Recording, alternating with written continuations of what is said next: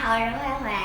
您好，我是妞妞，欢迎您来到我的频道。今天这个椒盐我简单总结一下，不管您是炖肉菜、炒青菜、烤烧饼、蒸花卷、包包子，加一点椒盐瞬间提香。如果您是煎鱼、炸鸡，这个椒盐更是点睛之笔。假如您做汤呢，做一碗丸子汤，不用炝锅，放一点椒盐，放一点葱油，这碗丸子汤就会非常的美味。轻轻擀，慢慢碾，要炒脆不能糊。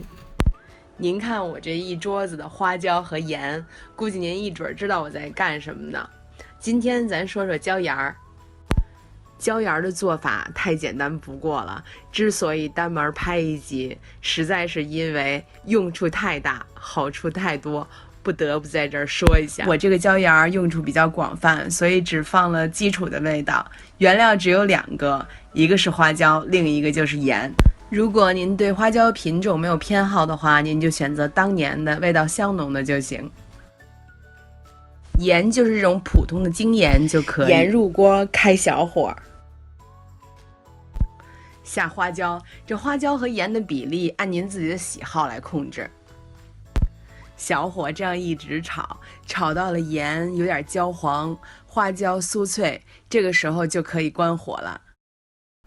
这就到了轻轻擀，慢慢碾，要炒脆不能糊，一定要控制火量，不能让这个花椒变糊。这个刚炒完的花椒特别的好擀，但是一定要小心烫手。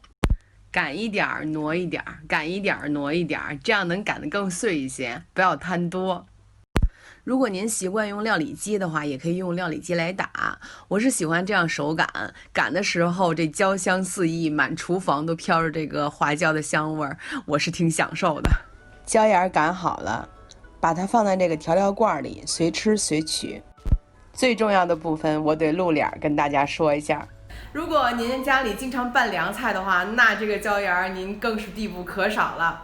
因为拌凉菜的时候，这个凉菜本身很寒凉，如果放生盐呢，肯定会发齁。如果您放一些熟盐的话，也就是这个椒盐不会发齁，尤其是小孩和老人，也就是我们平时说的咳嗽，而且这种咳嗽一咳嗽上很长时间好不了。如果吃这个熟盐的话，不会发生这种情况。这个凉菜特别的寒凉，花椒本身有温补暖胃的作用，所以放一点椒盐的话，在这个凉菜里，这个凉菜就没有那么寒凉，吃了以后呢，对身体也没有害处。今天我说了椒盐的用途，如果您喜欢我的视频的话，请您关注我的视频，我们下期见，我是妞妞，再见。再见。再见。